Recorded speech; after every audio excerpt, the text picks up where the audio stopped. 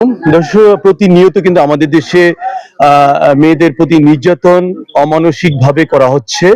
তো এরকম একটি ঘটনা কিন্তু আমরা আজকে উপস্থিত হয়েছি কুমিল্লার মনপাড়ার মাধবপুর ইউনিয়নের 1 নং ওয়ার্ড যে মকিমপুর গ্রাম রয়েছে, সেখানে কিন্তু আমরা তার যে বাড়ি রয়েছে, আপনারা জানেন যে গতকাল 12ই জুন ছিল, রাত আনুমানিক 1টার দিকে কিন্তু দিলরুবা, তার বয়স হয়েছে 32, সে কিন্তু আত্মহত্যা না হত্যা, এটার আসলে তদন্তটা রয়েছে নূরজাহান বেগম। আমরা কিন্তু জানিয়েছি যে মেয়েটার প্রতি অমানসিক নির্যাতন করতো একই গ্রামের রজবালির ছেলে মিজানুর রহমান। সে কিন্তু তার দ্বিতীয় বিবাহ, এটা তার প্রথম স্ত্রী, সেখানে তার ছেলে মেয়েও রয়েছে। তো সেখানে সে প্রথম বিয়ে করার পর দ্বিতীয় বিয়ে সে করেছিল এবং সে কিন্তু ডিশের ব্যবসা করতো, আমরা যেটা জানতে পারছি স্থানীয় লোকের মাধ্যমে। তো গতকাল এটা আত্মহত্যা করছে ফাঁসি দিয়ে, কিন্তু এটা আত্মহত্যা না, ওনারা এটা মার্ডার করে আত্মহত্যা হিসাবে চালিয়ে দেওয়ার জন্য চেষ্টা করছে। এবং নূরজাহান বেগম আমাদেরকে জানিয়েছে যে সেখানে যাওয়ার পর সে কিন্তু তাকে ঝুলন্ত অবস্থা দেখেনি, লাশ নিচেই ছিল। আমরা শোয়াই রাখছে, শোয়া অবস্থা আমরা দেখছি, আমরা কোনো ফাঁসি ফুসি কিচ্ছু দেখি নাই।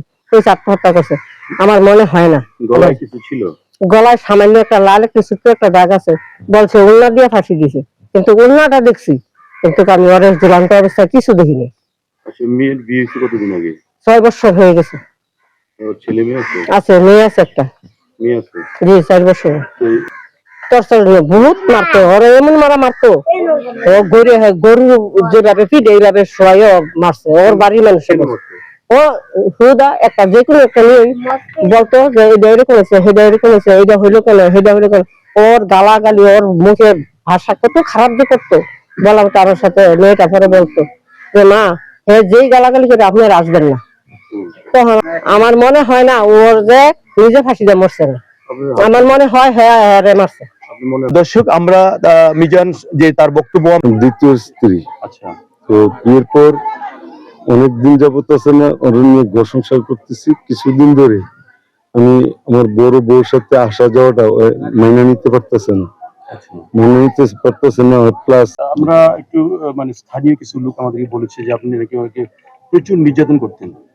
না না না না না না, আমরা দুইজন খুব মানে সঠিক যেটা না না, এই ব্যাপারে সঠিক যেটা এটা হচ্ছে আমরা খুব মানে একজন মহব্বত করতাম। সমস্যাটা ছিল এক জায়গায়, এটা হচ্ছে বড় বউর কাছে আসা যাওয়াটাই সে মানিয়ে নিতে পারে নাই, শারীরিক করতো। আল্লাহ হাজির নাজির, আমি মিথ্যা কথা আছে না বলি না, তার শরীরে সে নিজে আঘাত করতো। এগুলো কেন কুমিল্লা যান নাই তার সাথে? আমি করলে আমি কখন গেছে, ওরা ইয়াতে গেছে মামলা করার জন্য আমার বিরুদ্ধে। যারা পোস্টমর্টমটা না করে চলে আসছেন কেন?